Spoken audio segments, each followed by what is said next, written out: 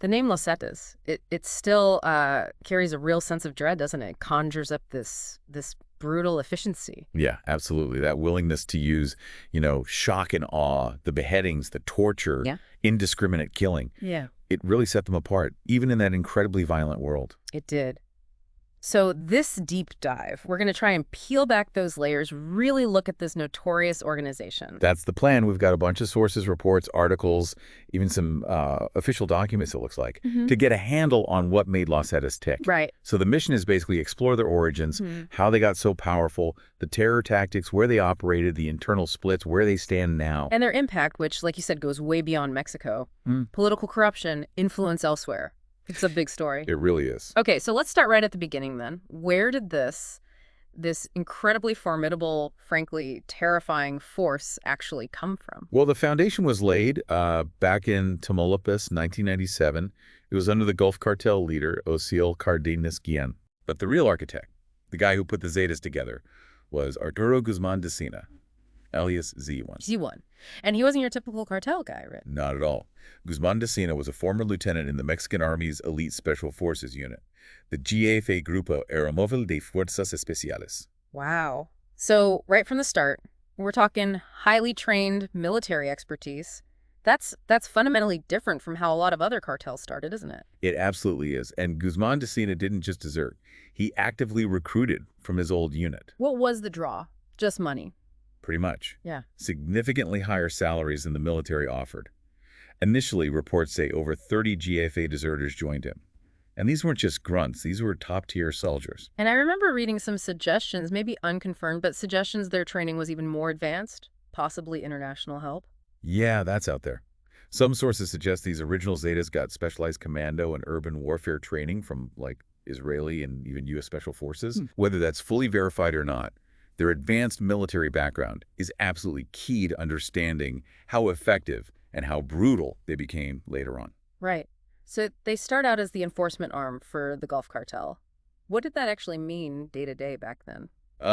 Initially, pretty Yeah. straightforward. Be the muscle, Yeah. protect the boss, Cardenas Guillen, and fight rival cartels. Mhm. Turf wars were constant then. They were the shock troops, basically. And the name Los Zetas, it wasn't some cool nickname they came up with. It was more practical. Exactly. Almost bureaucratic, like you said. Right. It came from the radio code Z1. That code was used for the commanding federal judicial police officer in charge of a city. Guzman de Sena, being the first commander of this group, just adopted it. High-ranking officers used Y. They were nicknamed Yankees. And the Z code guys became Zetas, just the Spanish word for Z. Simple as that. So they go from bodyguards and soldiers for hire to this massive criminal enterprise involved in everything. How did that role expand so much under the Gulf Cartel? Well, under Cardenas Guillen's direction, their job description just kept growing Yeah. rapidly. Right. They moved into kidnappings for ransom. Big money there. Protection rackets, extortion, standard stuff. But they did it ruthlessly. And controlling territory. The plazas. Crucial. Securing those drug trafficking routes, the plazas, meant controlling all crime in that area. And, of course, carrying out executions. Rivals, suspected informants, anyone who got in the way. And they did it all with a level of violence that was, well, different. Which brings us to the tactics. Yeah, it wasn't just about winning fights. It was about creating sheer terror. Yeah. Felt like a deliberate strategy. Absolutely. Los Zetas became infamous for using extreme violence as, like, psychological warfare. Exactly. The method, systematic torture, leaving mutilated bodies out in public, mass killings. It was all designed to terrify enemies and the public into submission. It sounds like they were almost trying to out-horror everyone else as a way to dominate. Yeah, that's a good way to put it.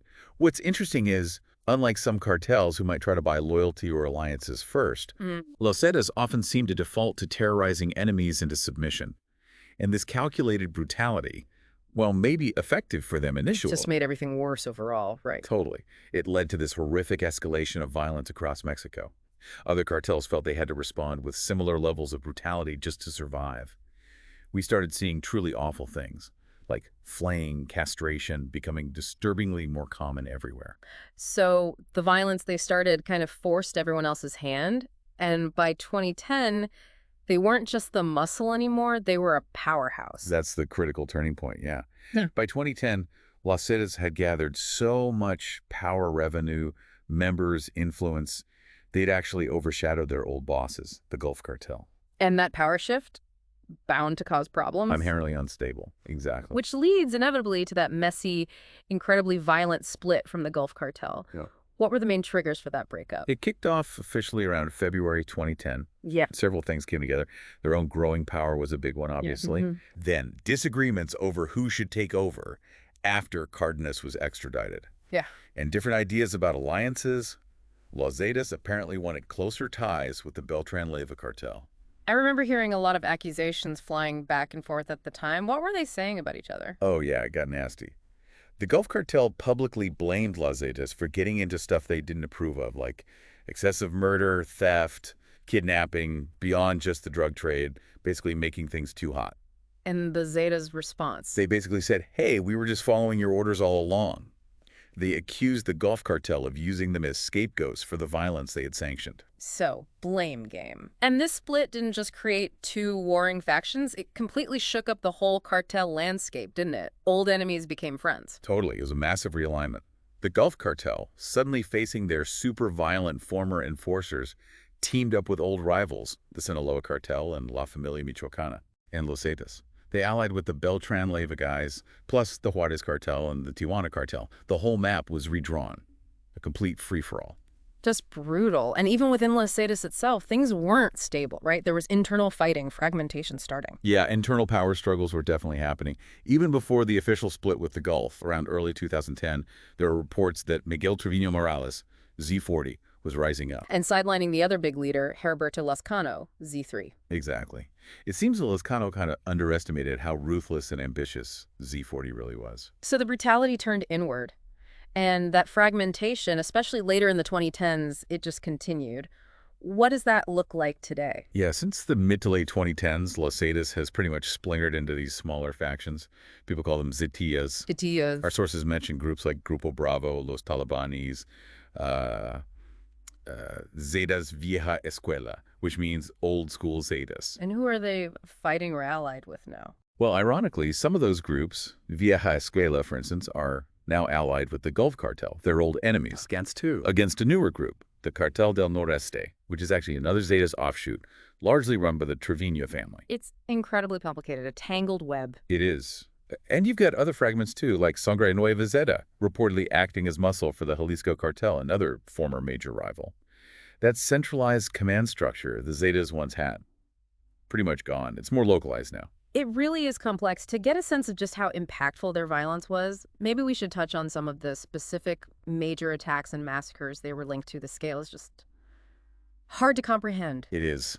And sadly, the list is long and grim. You have the San Fernando massacres in 2010 and 2011, hundreds of migrants just murdered, utterly horrific. It's devastating. Then the 2011 massacre of farm workers in Guatemala, the Monterrey casino attack that same year, 52 innocent people killed in an arson attack. And the prisons, too. They seem to operate inside as well. Oh yeah, the prison riots, or maybe massacres, in Altamira and Apodaca.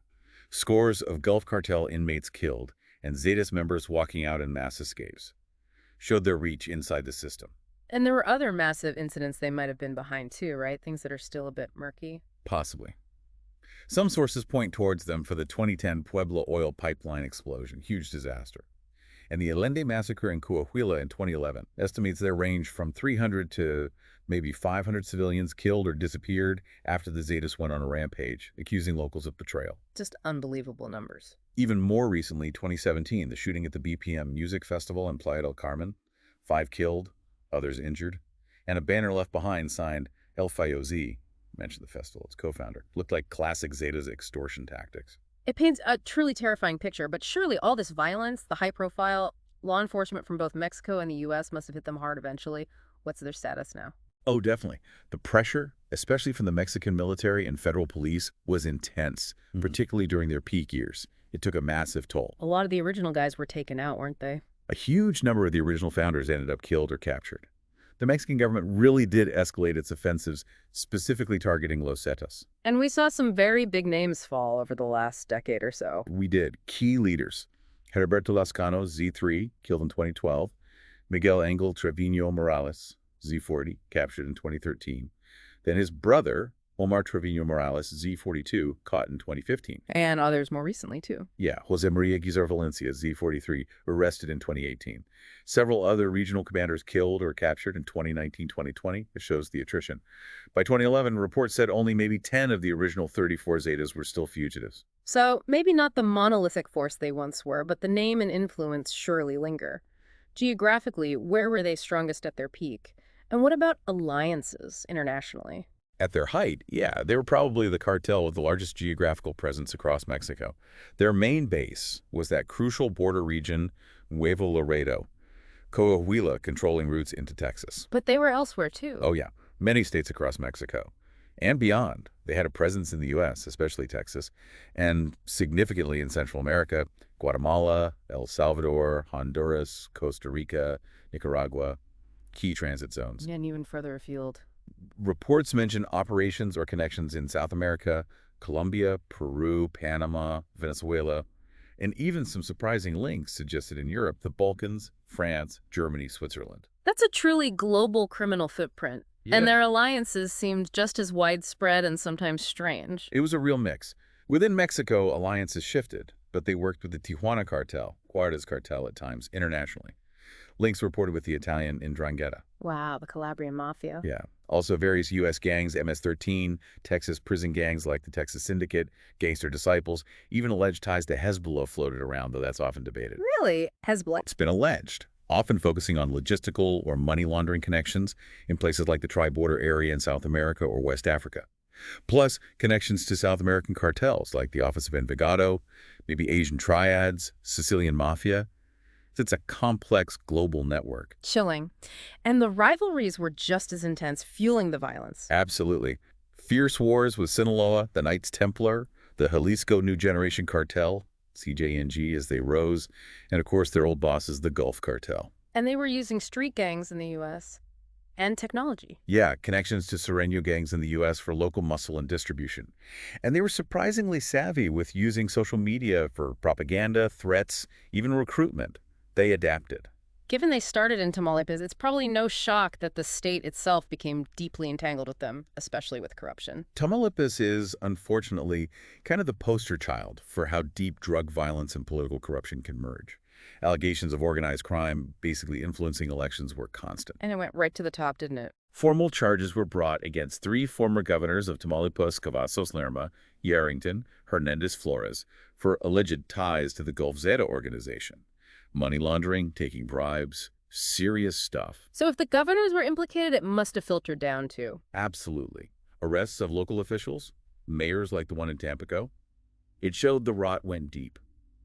For a while, some officials tried to deny how bad things were, but the reality was undeniable.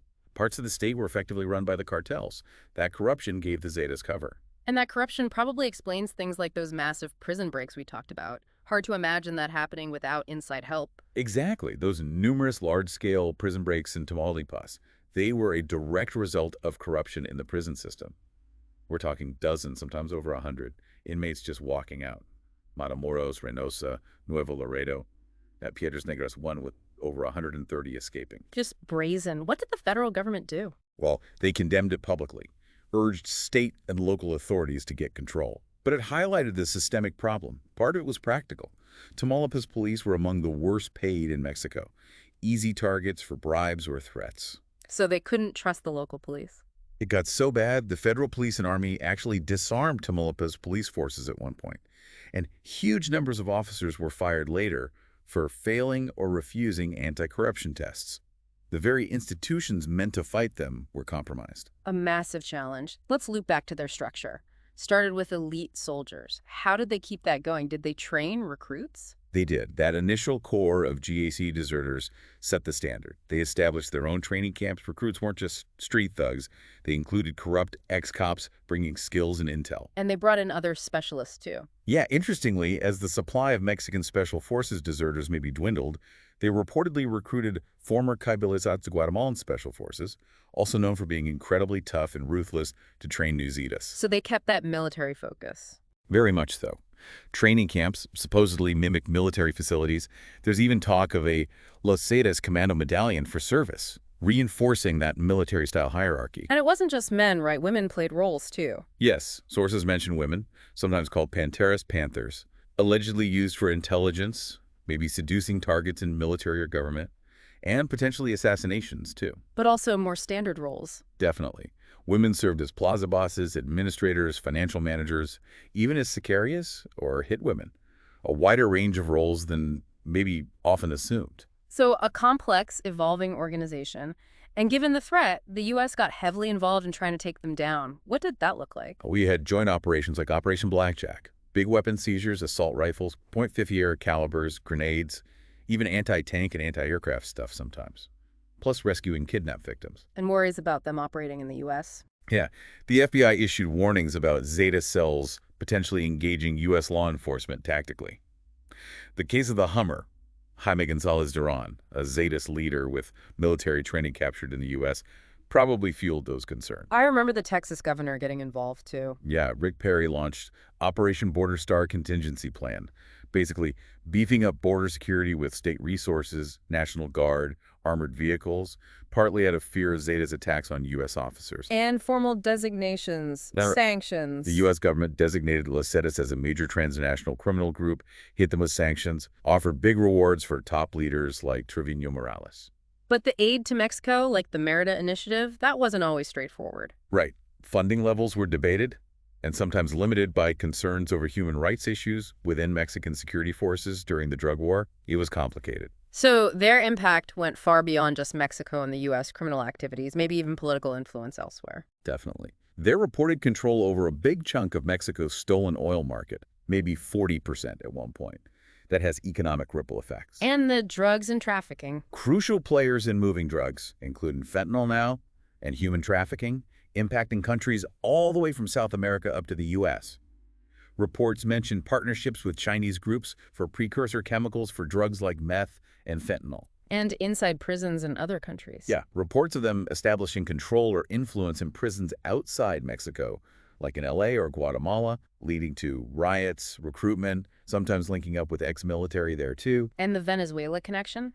High-level officials. Serious allegations against figures like Venezuelan VP Tarek El Aissami, accused by the U.S. of facilitating drug shipments to Los Zetas, suggest potential state-level complicity way beyond Mexico. Just a chilling level of reach. Even hacktivists got involved at one point, didn't they? Anonymous. Yeah, Operation Cartel by Anonymous. Supposedly kicked off after a member was kidnapped in Veracruz. And there were credible reports, like from the New York Times, that the Zetas had sophisticated tracking software, likely obtained by infiltrating Mexican law enforcement. Showed the risks of even exposing them online. So, pulling it all together, how should we really think about Los Zetas? Just another cartel or something different? Well, they were undeniably a massive humanitarian risk. The torture, the massacres, truly horrific. While some call them terrorists, they probably fit the model of an exceptionally brutal, highly organized criminal group better. Why organized crime rather than terrorism? Because their primary motives seem to be financial gain through crime on a massive scale, even if their methods involve terror, their size, longevity, structure. It aligns with organized crime models. And their success came down to? That initial military professionalism mixed with extreme violence, that GAFE origin was key. Plus their hierarchical structure and, crucially, their ability to corrupt institutions through bribes and threats. And pop culture noticed them too, right? They popped up in movies and TV. Oh yeah, you see groups clearly inspired by them. The short film Keep Your Enemies Closer, the movie Predators had elements, that Gangland episode about Bart Rada, the teenage American hitman for the Zetas, and they were definitely the basis for Los Zetas in the El Chapo series. Their reputation made them compelling, if terrifying, figures for fiction. So as we wrap up this deep dive, what are the main takeaways about Los Zetas we should hold on to? I think it's that trajectory. From elite military deserters to Mexico's most feared, most widespread cartel for a time, defined by calculated extreme violence, strategic expansion, and deep, deep corruption. And even though they're fragmented now, their impact is still felt. What's the lasting legacy? Huge. They arguably changed the nature of cartel violence in Mexico, normalizing extreme brutality. They represent the massive challenge of fighting these deeply embedded, militarized criminal groups. Their rise and partial fall offer some disturbing lessons about 21st century organized crime. Okay, so here's a final thought, maybe a bit unsettling, for you, the listener, to chew on. Considering that military origin and then the way Los Zetas splintered, what does their story tell us about how organized crime might evolve, especially when military skills are involved? How effective are our current strategies against groups like this, and what are the long-term consequences for society, both in Mexico and internationally, when groups like Los Zetas emerge and leave their mark, even as they decline? These are big, important questions that really deserve more thought as we look at the ongoing dynamics of cartels and their global impact.